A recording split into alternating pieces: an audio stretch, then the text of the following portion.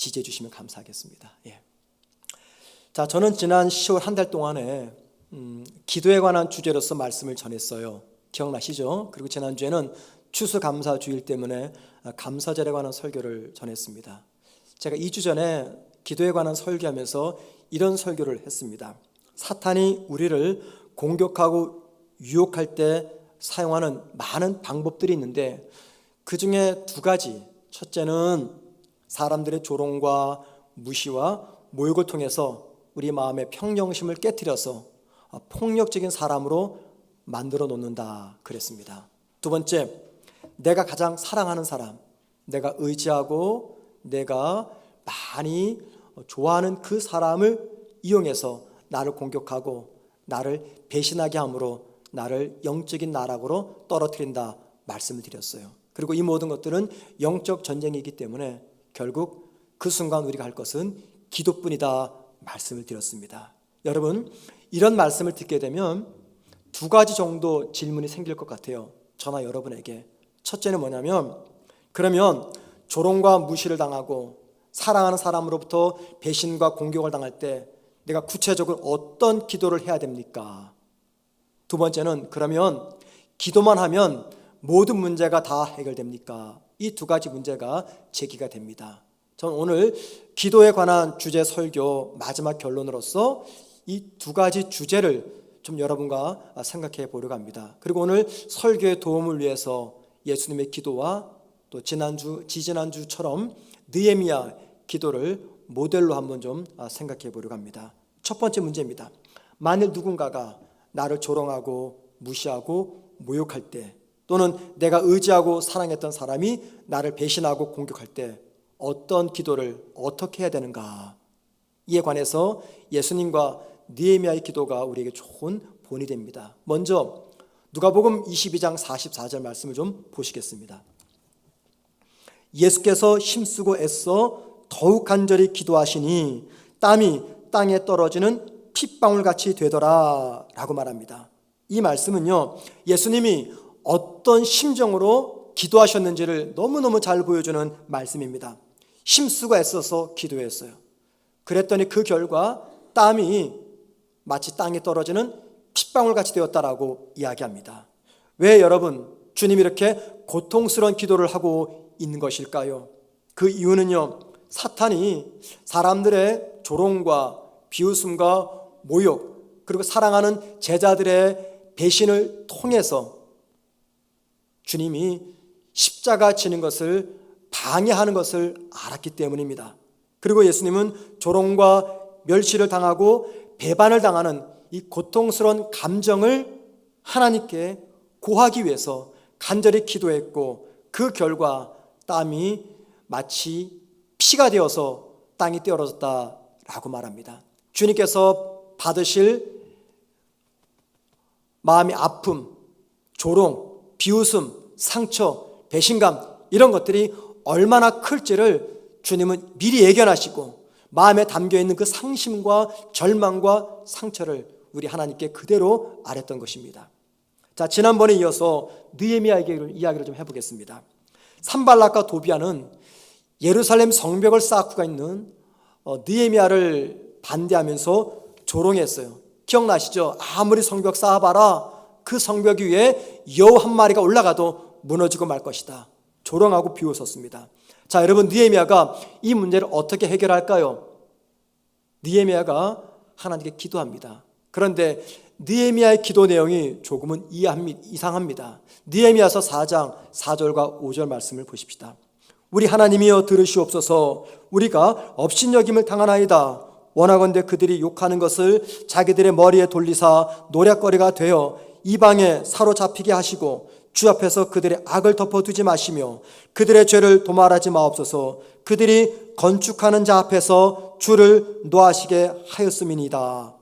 느헤미야의 이 기도는요, 산발락과 도비야를 저주하는 끔찍스러운 기도입니다. 잘 보세요, 여러분. 이건요, 평범한 기도가 아니에요. 이건 저주성의 기도입니다. 느헤미야는 이 기도 속에서 세 가지 종류로서 저주성의 기도를 합니다. 첫 번째, 하나님, 산발락과 도비야가 나를 비웃고 조롱하고 있습니다. 그런데 그 비웃음과 조롱이 도리어 그들에게 돌아가게 하옵소서. 두 번째, 하나님, 이방 민족을 이용해서 나를 비웃는 저 산발락과 도비아를 붙들어서 제발 고생하게 해주세요. 셋째, 하나님, 나를 비웃는 산발락과 도비아의 죄를 결코 잊지 마시고 용서하지 말아 주십시오. 기도합니다. 이건 저주의 기도입니다. 비록 산발락과 도비아가 느헤미야를 조롱하고 비웃고 모욕하며 성벽 쌓는 것을 반대한다 할지라도 여러분, 느헤미야는요 이렇게 기도하면 안 됩니다. 왜요? 그는 하나님을 믿는 신앙인이기 때문입니다. 하나님을 믿는 신앙인은요 어떤 경우에도 누군가를 저주하거나 저주성의 기도를 하면 안 됩니다. 잘 되는지 두고 보자, 이런 말씀 절대 하시면 안 돼요. 이건 저주의 표현이죠. 그리고 여러분, 성도가 누군가를 위해서 하나님께 저주 기도할 때 하나님이 그 기도 들어주시겠습니까?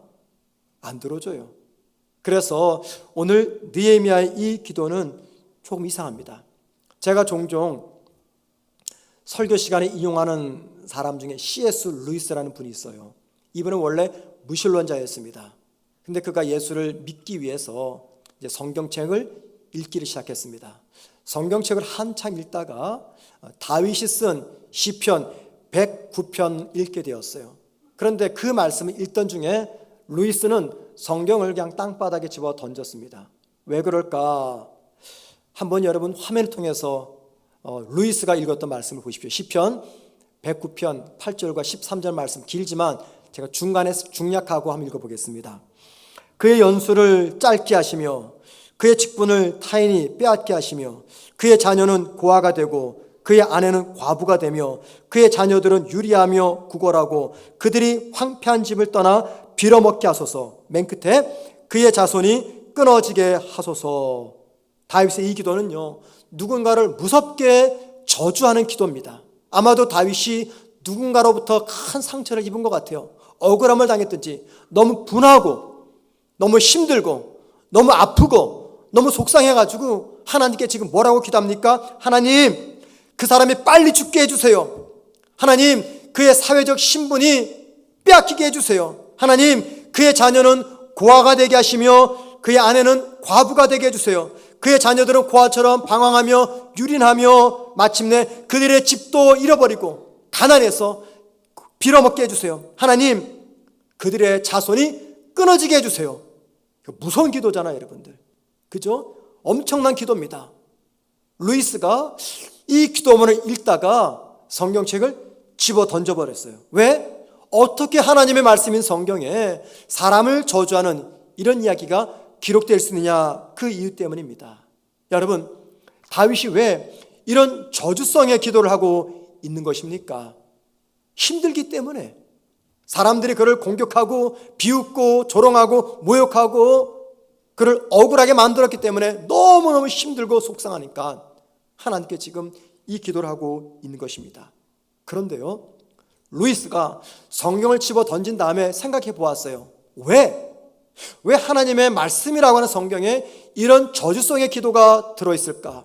도대체 기독교가 믿는 하나님은 어떤 분이기에 인간의 마음속에 있는 상처와 분노와 증오와 미움의 감정도 솔직하게 다 털어놓을 수 있는 것인가?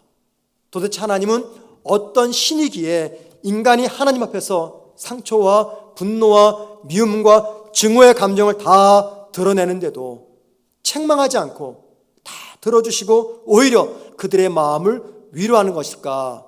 이런 생각을 하게 되었어요. 그리고는 다시 성경을 집어서 읽기 시작했고 그가 마침내 기독교인으로 변하게 되었던 것입니다. 여러분, 느헤미야나 다윗 두 사람은 무슨 이유 때문에 타인을 향한 저주, 상처, 분노, 미움의 감정을 그대로 하나님께 털어놓는 것입니까? 왜 그럴까요? 그것은요, 그들이 죄를 짓지 않고 살 수 있는 방법이 바로 그 방법이었기 때문입니다. 만약에 나에게 조롱하고 나를 비웃고 모욕함으로 나에게 상처를 주는 그 사람에게 내 마음에 담겨있는 그 아픔을 그대로 꺼내서 말하게 되면 이게 뭐가 될까요? 싸우자고 덤비는 거죠. 나도 모르게 그 사람을 똑같이 저주를 하게 되는 것입니다. 그런데 상처받은 내 마음을 사람이 아닌 하나님께 쏟아내면 이건 저주의 기도가 아니라 이건 탄원 기도, 탄식 기도가 됩니다. 그래서 여러분 시편에는요 다윗의 이렇게 탄원 기도, 탄식 기도, 흔히 말해서 저주성의 기도가 무려 35편 이상이 기록되어 있고 성경 곳곳에 담겨 있습니다. 이건 저주의 기도가 아니라 하나님을 향한 탄원과 탄식의 기도입니다. 지금 느헤미야는요 산발락과 도비아를 저주하는 게 아니에요. 하나님께 자신의 상처, 분노, 증오, 미움의 감정을 다 토해내면서 하나님께 상처받은 자신을 살려달라고 애원하는 겁니다. 하나님, 전 너무 힘들어요. 하나님, 제 마음이 너무나 아파요. 억울해서 잘 수가 없어요. 저 어떻게 하면 좋아요? 하나님, 나 좀 도와주세요. 하나님이 내 마음속에 가득 차 있는 이 증오심, 복수심, 아픔 다 사라지게 해주세요. 그런 마음으로 느헤미야가 하나님께 기도하고 있는 것입니다.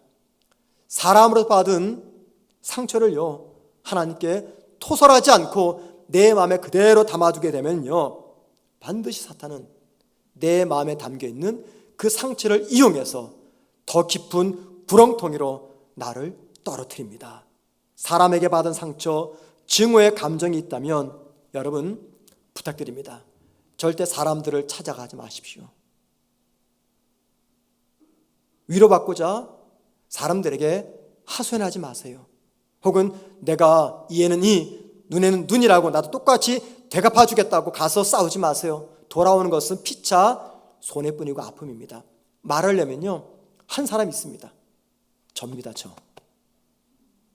저에게 말해주세요. 제가 여러분의 그 소리 들으려고 우리 교회 목사하는 거 아닙니까? 참고로 말씀드리자면은 제가 어떤 사람이냐면요 제 별명이 고등학교 1학년 때 단신 대두였습니다. 고등학교 때 이제 반장을 뽑아야 되는데 선생님이 좀 지켜보시고 나서 저를 부르셨어요. 야 종민아, 아무래도 네가 반장해야 되겠다. 왜냐면 제가 조금 제 자랑할게요. 제가 공부를 좀 잘했어요. 고등학교 때. 그러니까 선생님 저 못해요. 아니 제가 이렇게 키도 작은데 고등학교 1학년 때 크잖아요. 그때 선생님이 지어주신 별명이 너는 단신대두야. 이렇게 몸은 작아도 키는 작아도 선생님 표현으로는 머리통은 크다 그 말입니다. 머리는 크다. 무슨 말이든 넌 다 이해하고 받아줄 수 있는 아이야 이제 그거죠. 꽤 괜찮은 별명이죠. 근데 기분 나빠요. 부르지 마십시오 저한테 다시는. 여러분 저한테 쏟아내세요. 예. 여러분의 그 아픔 제가 듣고 기도하라고 하나님이 저를 우리 교회 담임 목사로 세우셨습니다. 그러니까는 하나님한테 쏟아부시고 그래도 억울하면 저한테 목사님도 너무너무 억울해요. 제가 다 들어드리겠습니다. 그러나 다른 사람들을 찾아가지 마십시오. 만약에 우리가 그렇게 하면 누가 제일 좋아하고 박수 칠까요? 사탄입니다. 사탄. 그렇지 내 계략대로 되어가는구나. 그래서 사람 찾아다니면서 내 상처, 증오, 억울함을 토해내게 되면요 나도 똑같이 그 사람을 저주하는 말을 하게 됩니다. 여러분 사람에게 받은 상처, 아픔 있을 수 있습니다. 그 모든 것들을 사람이 아닌 하나님께 토설하십시오. 그래서 여러분 이 저주성의 기도를 한 다윗이 뭐라고 말합니까? 시편 62편 8절에 이렇게 말합니다.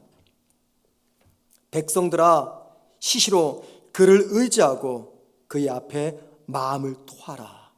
하나님 앞에 내 억울한 마음을 쏟아 놓으래요. 왜요? 그 다음 보세요. 하나님은 우리의 피난처시로다. 하나님이 내 슬픔, 내 상처, 내 억울함을 다 받고 위로할 피난처이기 때문에 하나님께 쏟아 놓으라고 이야기합니다. 자, 그래서 여러분 기도할 때 어떤 자세로 기도하고 어떻게 기도하시겠습니까? 내 속에 담겨있는 감정 하나도 남김없이 그대로 하나님께 쏟아내세요. 그 감정을 쏟아내면서 우리 모두도 주님이 경험하셨던 땀방울이 쏟아지며 그 땀방울이 핏방울이 될처럼 고통을 겪게 될 겁니다. 그리고 그 자리에서 일어서게 되면 내 마음의 상처가 사라지게 되는 것이죠. 그러려면요 우리의 기도는 입술의 기도가 되어서는 안 됩니다. 우리의 기도는 마음의 기도, 감정의 기도가 되어야 됩니다. 입술의 기도만으로는요, 내 상처 주님께 토할 수가 없어요. 마음으로 기도하셔야 됩니다. 두 번째입니다. 그렇다면 무엇이든지 기도만 하면 다 되는 것인가? 무엇이든지 기도만 하면 다 되는 것인가? 마음을 토해내는 기도만 하면 막힌 인간관계도 뚫어지고, 기도만 하면 문제가 해결이 되고, 기도만 하면 이번 주 목요일 날 수능고사 보는 내 자녀가 만점을 받는 것입니까? 기도와 인간의 노력은요, 어떤 상관관계가 있을까요? 미국의 내비게이터 선교회에서 일하고 있는 제이 브리지스는요, 인간의 노력과 기도와의 관계에서 4가지 유형이 있다라고 이야기했어요. 한번 들어보세요. 첫 번째 뭐냐면요, 제가 영어로 표현하겠습니다. 이 번역을 하려고 했더니 좀 뭐랄까 좀 어색해요. 영어로 말하면 all dependent, no effort. 무슨 말이냐면 이 dependent는 의존하다 그 말이고요, 끝에는 effort는 노력 그 뜻입니다. 그러니까는 100%의 의존과 0%의 노력입니다. 이 유형은요, 인간의 노력을 불신합니다. 오직 기도만 해야 돼요. 몸이 아픕니다. 병원 가지 말고 기도만 해야 됩니다. 직장을 구합니다. 배우자를 찾습니다. 아무것도 하지 말고 기도만 하면 됩니다. 이게 첫 번째 유형입니다. 두 번째는요, no dependent or effort. 무슨 말이냐면 하나님 의지하지 말고 노력만 해라 그 뜻입니다. 기도하지 말고 노력만 해라. 이 유형은 첫 번째와는 반대죠.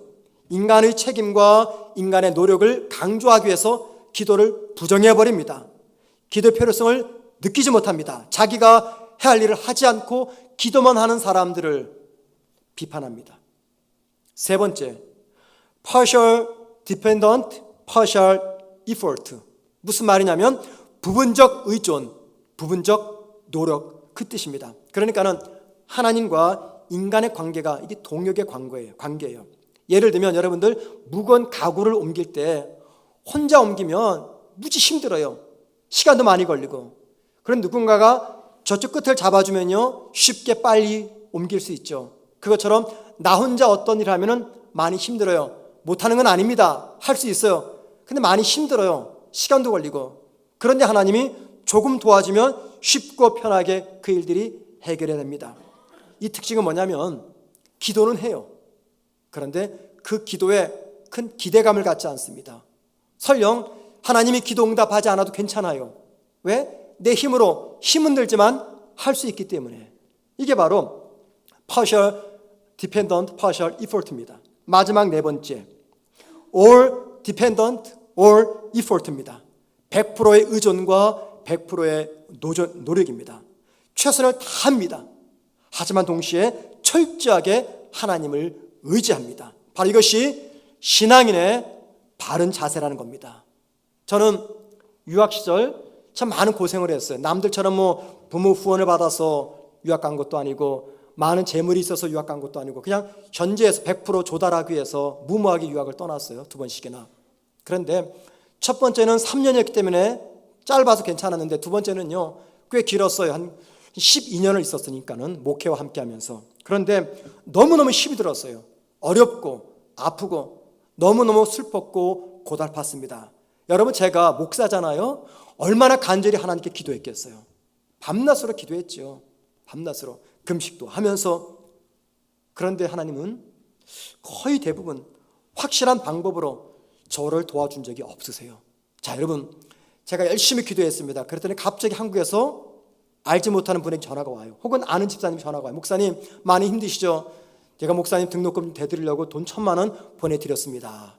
이런 전화가 오면 얼마나 좋겠어요.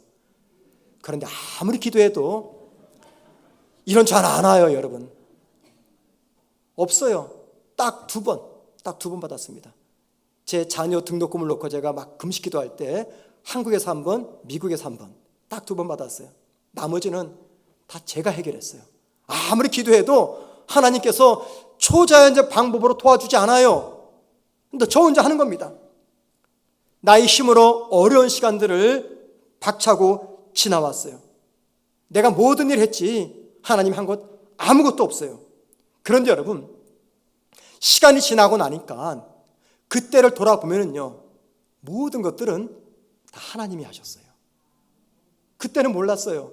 근데 지금은 순간순간 그때 이런 일이 있었는데 그 뒤와 앞의 배경을 연결해 보니까는 야, 이거는 하나님의 일하심이 아니고는 불가능한 일이다. 그래서 제가 마지막 내린 결론은 뭐냐면 모든 것들은 하나님이 하셨다는 겁니다. 그런데 여러분, 저도 했잖아요. 저도 했어요. 이 검은 머리가 온통 하얗게 될 정도로 고생 많았어요. 그런데 제 고백이 뭐냐면 그럼에도 불구하고 하나님이 하셨다는 겁니다. 이게 바로 all dependent, all effort, 100%의 의존과 100%의 노력입니다. 이 고백을 하는 분들이 결국 기도합니다. 사무엘상 17장 34절 이하를 보면은 다윗이 골리앗과 싸우기 위해서 사울 앞으로 나아갑니다. 그런데 사울 왕이 허락하지 않아요. 왜? 다윗이 너무 어리기 때문입니다. 그러자 다윗이 사울에게 뭐라고 말한 줄 아십니까? 사무엘상 17장 34절과 35절입니다. 다윗이 사울에게 말하되 주의 종이 아버지의 양을 지킬 때 사자나 곰이 와서 양떼에게 새끼를 물어가면 내가 따라가서 그것을 치고 그 입에서 새끼를 건져내었고 그것이 일어나 나를 해하고자 하면 내가 그 수염을 잡고 그것을 쳐 죽였나이다. 다윗은 자기가 양들을 공격하는 사자와 곰을 때려 죽였으니까 골리앗도 얼마든지 죽일 수 있다라고 이야기합니다. 이 말씀 보면요, 다윗이 내라는 표현을 많이 여러 번 강조합니다. 자기가 했다는 거예요. 자기가 사자도 죽이고 자기가 곰도 때려잡아 죽였다고 이야기합니다. 자, 그런데 다윗이 곧 이어 또 다른 말을 합니다. 계속되는 말씀입니다. 사무엘상 17장 37절입니다. 이렇게 말합니다. 또 다윗이 이르되 여호와께서 나를 사자의 발톱과 곰의 발톱에서 건져내셨은즉 이라고 말합니다. 여러분, 조금 전에는 내가 했다 그랬잖아요. 그런데 이 말씀 속에서 뭐라고 말해요? 여호와 하나님이 하셨다라고 말합니다. 하나님이 사자도 죽이고 하나님이 곰도 죽였다. 그래서 나를 살려냈다라고 말합니다. 다윗은 지금 상반되는 이야기를 해요. 앞에서는 내가 했다 그러고 뒤에서는 하나님이 했다고 말합니다. 이게 뭡니까? all dependent, all effort, 100%의 의존과 100%의 노력입니다. 하나님을 전적으로 의존하는 마음으로 최선을 다해서 기도하셔야 됩니다. 최선을 다해서 100%의 믿음을 가지고. 하지만 동시에 기도하는 그 일을 위해서 내가 할 일을 최선을 다해서 해야 된다는 겁니다. 이것이 바로 기도하는 자의 올바른 자세입니다. 오늘 말씀 보면 우리 주님이 이런 기도의 유형의 모델이 되어서 우리를 가르쳐주고 있습니다. 주님은요, 하나님의 뜻을 수용하기 위해서 심수가 있으면서 간절히 기도했어요. 고난의 잔을 피하고 싶은 자신의 마음을 포기하고 고난의 잔을 마실 수 있도록 도와달라고 땀이 땅에 떨어지는 피가 될 정도로 간절히 기도했어요. 자, 그리고 나서 주님 어떻게 하셨습니까? 그걸 끝났습니까? 기도했으니까 주님이 아무것도 하지 않았습니까? 오늘 본문 51절 말씀 보십시오. 예수께서 일러 이르시되 이것까지 참으라 하시고 그 귀를 만져 낫게 하시더니, 이게 무슨 말이에요? 베드로가 주님이 붙잡혀가는 것을 막기 위해서 칼로서 종의 귀를 내리쳤어요. 여러분, 보통 사람 같으면 어떻게 반응합니까? 야, 잘했다. 네가 시간을 벌었다. 일단 네가 싸워라. 난 도망가겠다. 이러잖아요. 그런데 주님은요, 베드로의 무력 시위를 이용해서 도망가지 않았어요. 오히려 종의 귀를 붙여주셨어요. 더더욱이 자기를 붙잡으러 온 사람들에게 순순히 포박당해서 십자가의 길로 걸어가셨어요. 이게 뭡니까? all dependent, all effort, 100%에 의존하기 위해서 기도하셨어요. 그런데 100% 본인이 결단하시고 죽음의 길로 걸어가셨다, 그 말입니다. 느헤미야도 마찬가지입니다. 느헤미야는 예루살렘 성벽 쌓는 것을 방해하는 산발락과 도비에 맞서서 싸우기 위해서 하나님께 기도해서 하나님 도와주세요, 간절히 기도했습니다. 느헤미야서 4장 4절입니다. 우리 하나님이여 들으시옵소서, 우리가 업신여김을 당하나이다. 기도한 거죠. 그런데 여러분, 이 기도로만 끝나지 않았습니다. 성벽 쌓는 것을 반대하는 산발락과 도비아가 언제 공격할지 몰라요. 그래서 느헤미야가 어떻게 한지 아십니까? 느헤미야서 4장 9절입니다. 우리가 우리 하나님께 기도하며, 이게 뭐예요? 100% 의존이죠. 그 다음 보세요. 그들로 말미암아 파수꾼을 두어 주야로 방비하는데, 무슨 말입니까? 100%의 노력입니다. 또 볼까요? 느헤미야서 4장 13절입니다. 그들을 종족을 따라 칼과 창과 활을 가지고 서 있게 하고, 보초 쓰는 겁니다. 마지막 하나 볼까요? 느헤미야서 4장 17절입니다. 한 손으로는 일을 하고 한 손으로는 병기를 잡고. 상상해 보세요. 한 손으로는요 벽돌을 집었습니다. 성벽을 쌓아야 되니까. 한 손으로는요 칼과 창을 들었어요. 그런데 그 앞에 뭐 했습니까? 기도했잖아요. 기도했으면 끝나지. 뭐 때문에 창을 들고 있어요? 아니, 하나님이 다 알아서 하실 텐데, 산발락과 도비아가 쳐들어오면은 하나님께서 하늘의 천사를 보내셔서 다 막아줄 텐데, 뭐하러 느헤미야는 한 손으로 일하면서 한 손은 칼창을 들고 지금 싸울 태세라고 있는 것입니까? 이게 뭐예요? 이게 바로 all dependent, all effort, 100%의 의존과 100%의 노력입니다. 최선을 다해서 기도합니다. 하지만 동시에 최선을 다해서 자기가 해야 할 일을 하는 모습입니다. 하나님이 바라시는 기도의 자세가 바로 이것이라는 겁니다. 세상 사람들은 문제 앞에서 기도만 하면 된다라고 말하는 우리 신앙인들을 비웃습니다. 조롱합니다. 그래? 기도하면 직장의 문제가 해결되냐? 기도만 하면 병들었던 몸이 낫느냐? 기도만 하면 자녀 문제가 해결되느냐? 기도만 하면 수능 만점 받느냐? 기도하면은 교회가 부흥하느냐? 우리를 비웃고 조롱합니다. 기도만 하면 된다라고 말하는 분들 이해는 됩니다. 왜냐하면 그분들에게는요 그 나름대로 신앙의 체험과 간증이 있기 때문입니다. 그런데 기도만 하면 다 된다라고 말할 때 그렇게 말하는 내 안에 어떤 생각이 자리 잡고 있는지 여러분 정직하게 한번 물어보십시오. 기도만 하면 다 된다고 하는 분들, 또는 하나님이 다 알아서 도와주신다고 하는 분들, 그분들 중은요 상당수는 자신이 해야 될 일에 대해서 최선을 다하지 않는 분들이 많습니다.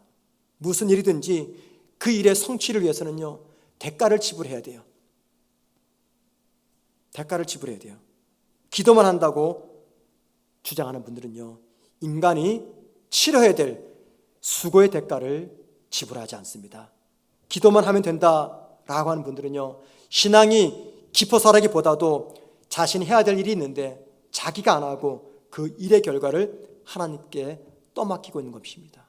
그래서 기도 뒤에 숨어버리는 거죠.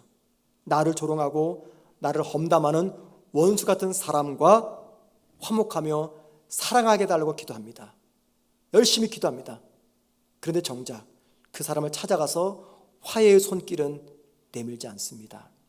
주일학교 부흥을 위해서, 다음 세대를 위해서 온 성도가 간절히 기도합니다. 그런데 교사가 부족하니까 교사로 지원해달라고 오랫동안 광고가 나가는데도 한 분도 교사로 지원하지 않습니다.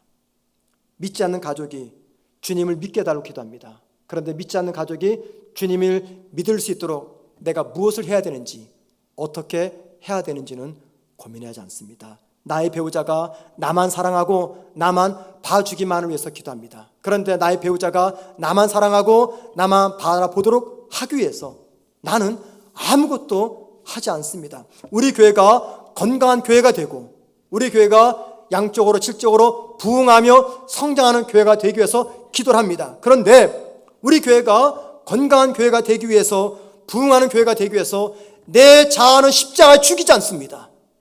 부흥하고 성장하는 교회가 되기 위해서 기도는 하는데 밖에 나가서 믿지 않는 자들에게 복음 한번 전하지 않습니다. 여러분, 기도만 한다고 교회가 건강해집니까? 기도만 한다고 교회가 부흥하고 성장합니까? 아니죠. 교회가 건강해지려면 저를 포함한 우리 모든 성도들이 십자가 앞에서 날마다 죽어야 됩니다. 내 자아가 죽어야 됩니다. 내 혈기가 죽어야 되고요, 내 교만이 죽어야 됩니다. 나보다 남을 더 귀하게 여겨야 됩니다. 그런데 기도하면서도 이 모든 것들을 기피해요. 우리 교회가 부흥하고 성장되기를 바랍니다. 기도합니다. 그런데 믿지 않는 사람들에게 복음 한번 전하지 않고 전도에 관심조차 두지 않습니다. 성도들 중에는요, 내가 할 일은 하지 않은 채 기도 뒤에 숨으려고 하는 분들이 참 많습니다. 그분들이 모두 잘못되었다, 그 말이 아닙니다. 기도로만 끝나지 않고 내가 할 일이 무엇인지를 올바로 알아 최선으로 감당해야 된다라는 것이죠.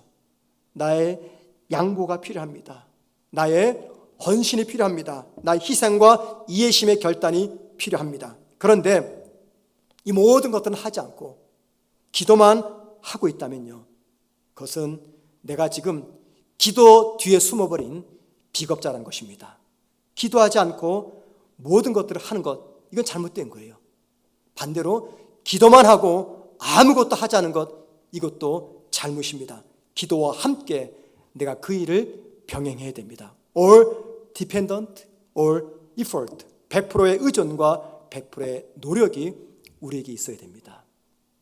기도 응답으로 유명한 목사가 있죠. 조지 밀러 목사님입니다. 그는 오래전 분인데 생애 동안에 15,000번 이상의 기도 응답을 받았어요. 미국의 존 파이프라는 목사님이 계십니다. 그분이 쓴 책 중에 하나님의 기쁨이라는 제목의 책이 있어요. 이 책에서 존 파이프 목사는요, 조지 밀러 목사님의 한 일화를 이렇게 소개해 놓았습니다. 조지 밀러 목사님의 딸이 장티푸스에 걸렸습니다. 지금이야 그것은 병도 아닌데 오래전이라 심각했습니다. 죽기 직전이었어요. 그런데 이 밀러 목사님의 간절한 기도로 딸이 살아났습니다. 얼마나 기쁘겠어요. 하나님의 은혜와 능력을 경험한 거죠. 그런데 잠시 뒤에 39년간 함께 살았던 아내가 병에 걸려서 죽어갑니다. 밀러 목사님은 또 한 번 하나님께 아내를 살려달라고 간절히 기도했지만 결국 아내는 숨을 거두고 말았습니다. 아내의 죽음 앞에 밀러 목사님은 큰 상처와 아픔과 고통을 경험합니다. 왜냐하면 그동안 모든 기도에 응답하신 하나님이 왜 가장 사랑하는 내 아내의 회복을 위한 기도에는 응답하지 않아서인가? 그 문제 때문이었습니다. 그럼에도 불구하고 밀러 목사님은 아내의 장례식 때 본인이 직접 설교를 합니다. 그때 설교할 때 선택했던 설교 본문이 시편 119편 68절이었어요. 이런 말씀입니다.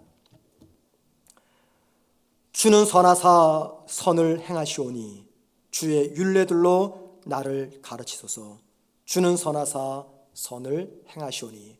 그래서 설교 제목이 주는 선하사 선을 행하시나니 이거였습니다. 그리고 이 설교 제목에 맞춰서 세 가지 요점을 가지고 밀러 목사님은 설교했습니다. 첫째, 주는 선하사 선을 행하시오니 내게 아내를 주셨습니다. 둘째, 주는 선하사 선을 행하시오니 아내를 내 곁에 오랫동안 머물게 하셨습니다. 셋째, 주는 선하사 선을 행하시나니 하나님이 내 아내를 데려가셨습니다. 뮬러가 이렇게 설교하며 아내의 죽음의 아픔을 감당할 수 있었던 힘은요, 평소 아내가 아파 누워있을 때 아내를 위한 그의 기도 때문이었습니다. 뮬러는 아픈 아내를 놓고 이렇게 기도했어요. 나의 사랑하는 아버지, 나의 사랑하는 아내의 때는 주님의 손에 있습니다. 아버지는 생명이든 사망이든 아내와 저를 위해 최선의 것을 행하실 것을 믿습니다. 그것이 만약 저의 소중한 아내를 다시 일으키는 것이라면 주님은 그렇게 할 수 있습니다. 그러나 아버지가 나를 어떻게 다루시든 부디 제가 주님의 거룩한 뜻을 온전히 만족하며 살게 하옵소서. 어떤 고난과 환난 가운데서도 우리가 놓치지 말아야 될 기도가 바로 이 기도 아닌가 생각을 합니다. 하나님, 이 모든 어려움과 환난의 상황에서도 저로 하여금 주님의 뜻을 만족하며 주님을 놓치지 말게 하옵소서. 여러분, 고난을 참아내는 힘이 어디서부터 올까요? 기도입니다. 기도를 통해서 고난을 이겨내는 힘을 얻습니다. 그러면 고난 중에 하나님을 더욱더 바라보게 하는 그 힘은 어디서 옵니까? 역시 기도에서 옵니다. 물론 어떤 때는요, 기도할 마음이 들지 않아요. 기도할 힘도 없고 용기도 없습니다. 솔직히 기도해도 별 변화가 없어요. 아무 소용도 없고 크게 달라지는 것도 없습니다. 그런데 여러분, 기도할 기분도 아니고 기도할 힘도 용기가 없다고 해도요, 결국 기도밖에는 없습니다. 기도밖에는 없어요. 기도 아니고는 우리가 하나님을 온전히 바라볼 수가 없습니다. 기도 아니고는 우리가 온전히 하나님 한 분만으로 만족할 수가 없습니다. 기도해야 어떤 상황 속에서도 하나님 한 분만 붙잡고 일어설 수가 있습니다. 사람들이 나를 조롱합니까? 나를 모함하고 나를 험담하고 나를 비웃습니까? 그래서 견딜 수 없는 상처와 아픔 때문에 나도 똑같은 방법으로 토하고 싶습니까? 사람 찾아다니면서 내 속상함 좀 알아달라고 말하고 싶습니까? 참으셔야 됩니다. 참으셔야 됩니다. 하나님께서 내게로 와라 말씀하십니다. 하나님께 모든 것들을 토설할 때 그것은 저주가 아니라 탄식의 기도가 되는 것입니다. 여러분, 기도만 하고 끝나는 겁니까? 아니죠. 기도했다면 그 다음은 저와 여러분의 책임입니다. 어떻게 하시겠습니까? 이에는 이, 눈에는 눈이 아니라 믿는 자로서 기도를 통해서 하나님을 만나는 사람답게 하나님께서 바라시고 원하시는 선택을 하는 것이 저와 여러분들이 감당해야 될 믿음의 사명이자 책임입니다. 하나님을 신뢰하며 의지하는 마음으로 기도하십시오. 그런데 기도한 것만큼 내가 할 수 있는 모든 최선의 노력을 다하십시오. 그리고 기도의 결과가 어떠하든지 우리 꼭 기억할 것이 있습니다. 나는, 내 인생은 하나님의 뜻 안에 담겨 있다는 것을.